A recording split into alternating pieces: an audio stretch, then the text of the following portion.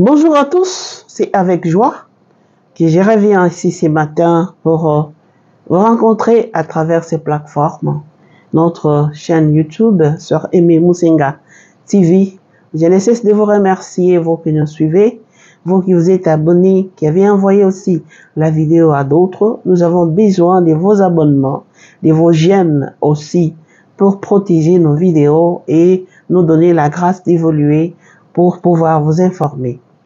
Aujourd'hui, j'aimerais quand même ce matin attirer une attention particulière sur les biens, les patrimoines de l'Église.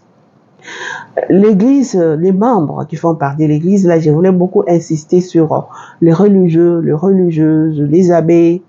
Quand vous voyez donc des personnes ou des religieuses qui ont quitté les familles pour entrer dans un couvent, comme des prêtres qui sont dans une paroisse, donc tous ceux qui utilisent une paroisse, une maison, ça n'appartient pas à la personne, mais ça appartient soit à la congrégation ou bien au diocèse. Vous pouvez être peut-être un évêque, vous avez votre maison, je ne sais pas, mais cette maison-là ne fait pas partir du patrimoine de l'Église. Mais là où c'est reconnu officiellement, ça n'appartient pas à l'évêque parce qu'il est l'évêque, donc la maison lui appartient et que les membres des familles peuvent après venir réclamer. Parce que nous avons déjà vécu ce genre de choses à travers le monde, dans ces pays. Peut-être quelqu'un était prêtre ou évêque ou responsable de ceci, il meurt ou il n'est plus, et la famille vient réclamer. Pour dire que non, donc nous devons, nous d'abord, religieux, religieuses, nous devons éduquer nos familles. Leur éduquer en leur disant que si vous voyez, je roule dans une voiture, ce n'est pas à moi la voiture pour la congrégation. C'est vrai qu'il y a les gens peut-être qui ont leur voiture personnelle. Moi, je parle ici des choses communautaires. Les choses communautaires. Quelqu'un peut avoir peut-être qu'un prêtre a eu un don, c'est sa voiture personnelle, ça c'est différent. Moi, je parle des choses communautaires. La congrégation met à la disposition de ses membres les moyens, par exemple, des voitures pour se déplacer, pour aller faire l'apostolat, la maison pour l'apostolat où ils doivent vivre pour bien exercer leur travail. De même aussi, les diocèses donnent des moyens à un évêque pour pouvoir diriger son diocèse et les abbés qui sont ou qui vivent ou qui font partie de ces diocèses aussi de pouvoir s'accomplir. Bien qu'aujourd'hui, on voit aussi que la vie n'est pas toujours facile. Alors, si vous voyez, donc nous, religieux, religieuses, les abbés, nous devons éduquer nos familles pour leur dire que si vous voyez, j'ai telle responsabilité, les choses que j'ai fait là, ça ne m'appartient pas. C'est pour éviter justement les problèmes qui peuvent arriver plus tard si vous n'êtes pas là. Parce que parfois, on prend la posture de montrer que les choses m'appartiennent. À la fin, ça cause des problèmes. Ou bien on a vu une religieuse ou un religieux qui a acheté la maison à ses parents. Les autres membres de ses familles veulent aussi que, comme ça a été fait là, qu'on les fasse aussi chez nous. Vous ne savez même pas comment l'autre a eu ça. Ça demande aussi de ne jamais envier dans la vie. Vous ne savez pas l'autre comment il a trouvé cette affaire. Mais là, nous restons plus sur les biens communs. Donc c'est pour juste attirer l'attention et à toute personne, et puis aussi à nos religieux, religieuses, aux abbés, d'éduquer nos familles pour que cela ne puisse pas arriver. Les choses communautaires, c'est communautaire, ça n'a rien à faire avec un individu. Si on vous a nommé supérieur, c'est pour être au service des autres. Ce n'est pas pour être au service de votre famille. Si vous êtes évêque, même aussi. Alors, j'ai parlé que nous devons éduquer nos familles, mais aussi les gens de l'extérieur, peut-être qui ne sont pas de nos familles. C'est pour cela que nous tirons leur attention pour qu'ils sachent aussi que les biens communautaires, ça n'appartient pas à l'individu. Alors, supposons moi, je viens, je vous dis, j'ai, je sais pas, une voiture ici que j'ai roulée de la communauté, je vais vendre. Et vous achetez ça. Demain, on vous dit que ça appartenait à la congrégation. Ce qui fait que même dans des congrégations, si la congrégation se décide, par exemple ici au Congo, de vendre une des parcelles, une congrégation religieuse. La congrégation religieuse ne peut pas vendre la parcelle sans demander l'autorisation du gouvernement général. Supposons par exemple, nous, le gouvernement général, c'est à Rome. Nous voulons vendre un morceau de terre. Nous devons demander la permission au gouvernement général qui est en Italie. Et l'argent qu'on va verser, ce n'est pas l'argent pour nous qui sommes province du Congo, filles de Saint-Paul. Non, l'argent doit aller à Rome. C'est pour la congrégation, parce que c'est les biens de la congrégation. Si nous avons besoin peut-être besoin de construire, etc., c'est la congrégation qui va enlever l'argent, qui nous donne pour construire, parce que c'est les biens de la congrégation. Ce n'est pas les biens des filles de Saint-Paul congolaises qui sont au Congo. Mais même aussi pour les paroisses, les cures, etc. C'est les biens de l'Église, les biens de ces diocèses-là.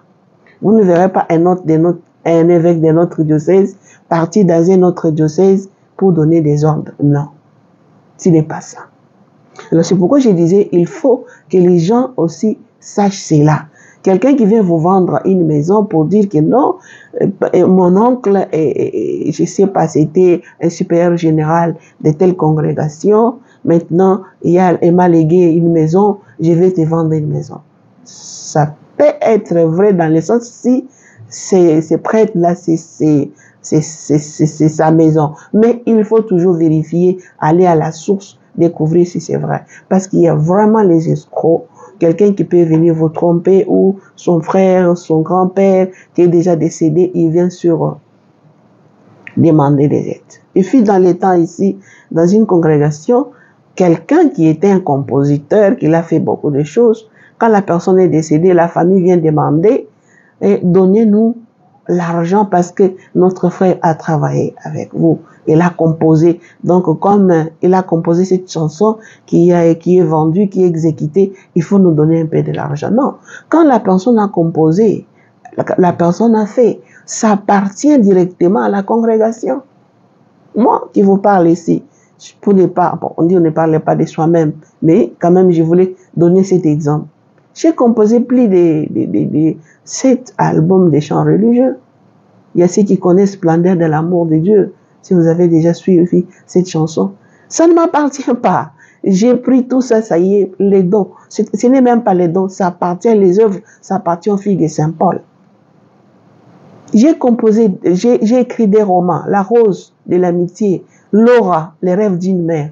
Ça ne m'appartient pas, c'est moi, j'ai écrit ça. Mais ça appartient à la congrégation des filles de Saint-Paul. Parce que j'ai écrit en étant fille de Saint-Paul. C'est comme ça. Donc tout ce que nous ne faisons pas pour nous-mêmes, mais parce que la congrégation nous envoie de faire cela, la congrégation nous a formés de faire ceci, cela. Alors je voulais quand même qu'on puisse en parler, parce que ce sont des choses qui arrivent. Et vous aussi, membres de nos familles, si vous voyez quelqu'un venir te donner l'argent, etc., parce qu'au couvent, on met en commun. Si on va vous aider en cas de deuil, en cas de ceci, c'est la supérieure, en passant par les supérieurs qui donnent, qui aident la famille. Mais si quelqu'un vient toujours vous donner l'argent, il faut aussi se poser la question, il trouve ça où? Les parents responsables les demandent. Ma soeur, tu m'envoies cet argent, tu as trouvé ça où? Non, j'ai fait une activité, on m'a donné, c'est pourquoi. Mais il y a les parents parfois qui envoient les religieux, les religieuses, cherchez-nous l'argent parce que tel a acheté la maison pour son frère ou pour sa soeur ou pour ses parents. Vous ne savez pas comment il a eu ça. Donc c'est vraiment important nous devons éduquer nos familles, mais les familles aussi doivent nous aider. Il ne faut pas envoyer les religieux, les religieuses, tu dois me faire ça, vous ne savez pas comment la personne se positionne. Alors, ça m'est venu quand même qu'il faut quand même la mise au point sur cette affaire. Il y a ceux qui savent ça, c'est pas du nouveau. Et il y a des familles qui sont éduquées qui savent ça. Mais il y a les gens qui ne savent pas parce que il y a un incident qui est arrivé au diocèse de Kikwit. Le diocèse de Kikwit est victime de l'escroquerie d'un monsieur Raoul Zundu. Raoul Zundu, si c'est les neveux des premiers évêques du diocèse de Kikwit qui s'appelait Alexandre Zundu, qui est décédé il y a plus de 40 ans. Il était évêque de ces diocèses-là. Mais vous savez, quand l'évêque est responsable du diocèse, en cas d'achat, des histoires, on achète, les diocèses peuvent demander un subside, les subsides ici et là. C'est pas pour lui, mais pour les diocèses. Alors, les diocèses de Kikwit avaient acheté une maison ici à Kinshasa. Et là, je crois, des maisons là où les prêtres résident, mais il y a une autre maison sur l'avenue Fézia, à Limité, côté tropique. Donc, il a cette maison. Et cette maison-là, c'est pour les diocèses. Les diocèses peuvent avoir cette maison qui peut faire louer pour faire entrer aussi l'argent. En cas de maladie des prêtres, on les soigne pour les études des prêtres parce que la mission doit continuer. Alors, ce fameux monsieur Raoul, le neveu du premier évêque de Kikwit qui s'appelait Alexandre Zondo, est allé, je crois, falsifier les documents ou faire d'autres documents et chercher les preneurs pour vendre cette maison. Il a déjà vendu la maison. Et on est venu, parce que dans cette parcelle-là, il y a des gens qui louent, qui payent au diocèse. On est venu déguerpir les gens qui y habitaient pour dire que la parcelle a été vendue par M. Raoul. Jusqu'à présent, ils sont en justice. Et nous savons comment la justice fonctionne ici. Parce que parfois, les droits n'est pas dit. En ce moment, on va donner comme si c'était un général qui a acheté ce qui... Même, nous savons ce qui se passe ici au Congo. Combien de gens qu'on a arraché des parcelles parce que celui-là, il est plus fort, il est, je sais pas, couvert par les pouvoirs, par la justice. Donc, on est en train d'arracher même les parcelles des gens. Les gens qui ont vécu des années, se trouvent à la rue, tout simplement parce que la raison du plus fort est toujours la meilleure. Non, ça ne peut pas continuer comme ça. Alors, nous devons nous entraider et nous demandons à la justice, il faut qu'ils nous suivent, vraiment de dire que les droits, de remettre les diocèses de Kikwit dans ces droits. Alors, on doit s'entraider mutuellement. Vous qui achetez, si quelqu'un vient de vous proposer, il faut aller jusqu'à la source. Il faut que ces documents-là de la parcelle, il faut que vous sachiez l'historique d'abord de cette parcelle. C'est comment vous demandez, vous êtes dans les droits. Si c'est un prêtre qui veut vous vendre, demandez-lui est-ce que c'est personnel ou c'est pour les diocèses. Même s'il vous dit les personnels, il faut creuser. Aller même dans les diocèses, dire non, X personne veut me vendre sa maison. Alors je voulais savoir si vous êtes informé de cette chose ici. À ce moment-là, vous êtes épargné. Supposons que les diocèses de Kikwit gagnent et la personne qui a acheté, le monsieur là peut fuir. Vous allez faire quoi? Une maison comme à Kinshasa, dans cette place-là, vous pouvez vendre ça à 500 000 $ ou 200 000 $. Et si vous avez perdu votre argent, qu'est-ce que vous allez faire? Donc, aider les familles, aider les religieux, les religieuses à bien vivre leur vie, aider les prêtres, que ce soit aider les prêtres, que ce soit diocésains ou bien religieux, à vivre leur vie. Parfois, les familles arrivent aussi à pousser les prêtres, les pauvres prêtres, à se casser à 1000 morceaux. Non, ça ne va pas. Vous pouvez trouver dans une famille, les gens sont nés, je ne sais pas, 15. Mais les parents sont là et les gens de cette famille, ils ont des moyens. Mais on regarde seulement les prêtres, on regarde seulement la religieuse. Donc vous devez aider les prêtres, les religieuses à vivre leur vocation. Vous êtes nés ensemble. Les parents, ce n'est pas seulement les parents de la religieuse ou du religieux. C'est les parents de tout le monde. Donc nos frères et sœurs doivent aussi prendre conscience de ça. Alors, je vous invite à suivre les documents de la parcelle de Kikwit parce qu'on ne vient pas parler en l'air. Ce sont les choses qui se répètent. C'est juste pour attirer l'attention. Vous suivez alors ces reportages et les témoignages qui sont dans ces reportages. Voilà, suivez les reportages et puis on se retrouve. Depuis le 18, non locataires qui étaient dans cette maison qui est sur l'avenue Fréjas, à la 12e rue, ont été déguerpis par un jugement du tribunal de grande instance de Matete. Alors, nous sommes derrière ce dossier qui paraît tout à fait flou et incorrect parce que cette maison-là est couverte depuis 1981 d'un certificat, comme je le disais tantôt, d'enregistrement original au nom du diocèse de Kikwit. Et en ce moment-là, laissez-moi vous dire que c'est Monseigneur, feu Monseigneur Alexandre Nzondo qui était aux affaires. C'est un certain Raoul Nzondo Miansi qui se présente comme étant petit-fils de notre premier évêque noir du diocèse de Kikwit, en l'occurrence Monseigneur Alexandre Mbokanzondo, décédé depuis 1985. Ce dernier prétend être le liquidateur de la famille et a mené une action en justice contre nous avec, en tout cas pour nous, ce sont des faux papiers. Et voilà, à l'issue de son entreprise, les locataires qui occupaient notre maison ont été déguerpis. Donc, son petit-fils se présente avec un autre certificat d'enregistrement de 1974, ce qui paraît tout à fait illogique parce que si notre certificat d'enregistrement de 1981 n'en était pas un, je crois, Monseigneur qui était aux affaires mènerait des actions pour qu'on annule ces certificats. Parce que les diocèses étaient en train de lui ravir sa maison. Mais ce dernier est allé jusqu'au 1985 et est mort sans avoir mené une action parce qu'il savait que ce n'est pas sa maison. Mais voilà, aujourd'hui, Monseigneur Mounounou d'ailleurs, qui était désigné comme son liquidateur, étant parti, voilà, la famille surgit pour nous mettre les bâtons dans le roue. Bien sûr, ici est pour moi l'occasion de faire vraiment, de lancer un message fort à nos autorités, surtout judiciaires, de prendre à cœur la mission qui est la leur, de dire le droit, rien que le droit. Parce qu'on remarque qu'il y a un groupe de mafieux qui composent, collaborent avec certains magistrats pour braquer les parcelles ci et là. Et donc, nous sommes victimes de ces braquages judiciaires.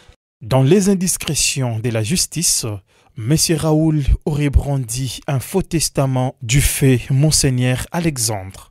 Alors que M. l'abbé Dosité Nkembi, secrétaire chancelier du fait Monseigneur, dactylographe du testament, ne reconnaît aucun endroit dans ces documents reprenant les noms de Raoul et affirme que cette parcelle appartient bel et bien au diocèse de Kikwit.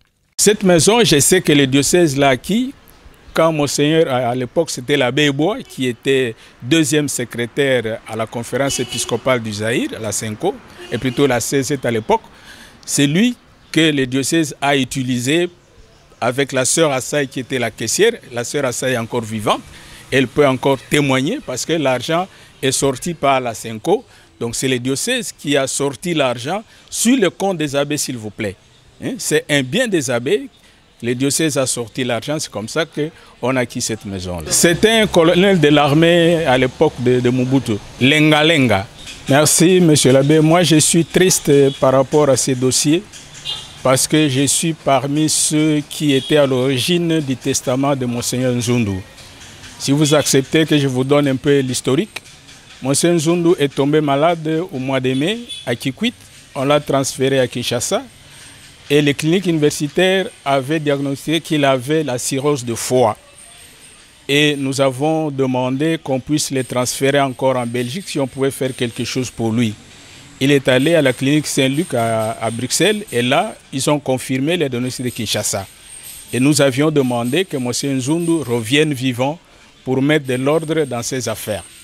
Il est revenu au début du mois d'août en transitant par Bonga et nous sommes allés à Bonga lui rendre visite avec l'abbé Gouya qui était le représentant légal, l'abbé Joseph Mouika le coordinateur et moi qui étais son chancelier. Après la visite d'usage, il a demandé à mes deux grands frères de sortir et de rester avec lui. Alors il me dit, tu sais que je suis en train de partir, est-ce que je peux te donner des éléments pour faire mon testament? Il m'a donné les éléments de son testament que je vais citer, les biens qu'il avait. Il avait des biens, donc des maisons, une maison en ville basse, quand vous allez à la banque, ceux qui connaissent Kikwit à droite, une maison au plateau et une maison à la commune de Kazamba sur l'avenue Lumumba. Il avait une ferme en Vunda et il avait aussi un compte à la BCZ, à l'époque banque commerciale zaïroise. C'était ça les biens qu'il a laissés en son nom. Et puis, quand je suis rentré à Kikwit, M. Mounounou était en tournée. Quand il est revenu, je lui ai fait part de mon entretien avec M. Nzundu. Il a pris les éléments, il est reparti voir Nzundu à Bonga et Nzundu lui a dit que ce que je lui avais dit était exact et c'est ainsi qu'ils m'ont demandé de dactylographier. À l'époque, il n'y avait pas des ordinateurs. C'est moi qui ai dactylographié ces testaments en 1985, août 85. Et Mounounou est reparti à Bonga où Nzundu a mis sa signature. Il est revenu avec les documents. Je suis allé les faire notarier à l'hôtel de ville de Kikwit et nous avons appelé la famille. Alors, parmi les héritiers qu'il a laissés, moi je connais, qui se trouvent dans les testaments, c'est son l'aîné, donc Edouard Nzundu. La deuxième, c'est Agathe Nzundu. Et le troisième, c'est Joseph Nzundu Nyak. Et c'est 3 personnes qui se trouvent dans ces testaments. Alors, quand il est rentré de Bonga pour Kikwit, nous avons appelé la famille. On leur a fait lire les testaments, on leur a donné leur copie et nous nous sommes restés avec notre copie. Et M. Nzundu leur a dit, comme je vous connais, je laisse comme liquidateur M. Mounounou, qui va exécuter. Si vous avez besoin de l'argent en banque, c'est lui qui ira retirer, c'est lui qui a l'échec, vous n'avez pas la signature, ainsi de suite. Donc voilà comment ça a marché. Alors moi je suis surpris d'apprendre que la maison de Fré... 40 ans plus tard, que la maison de Frésias, c'est parmi les biens de M. Nzundu, alors que lui-même, de son vivant, il m'a donné ces biens que j'ai dactylographiés, qui sont notariés dans les testaments qu'il a laissés de son vivant.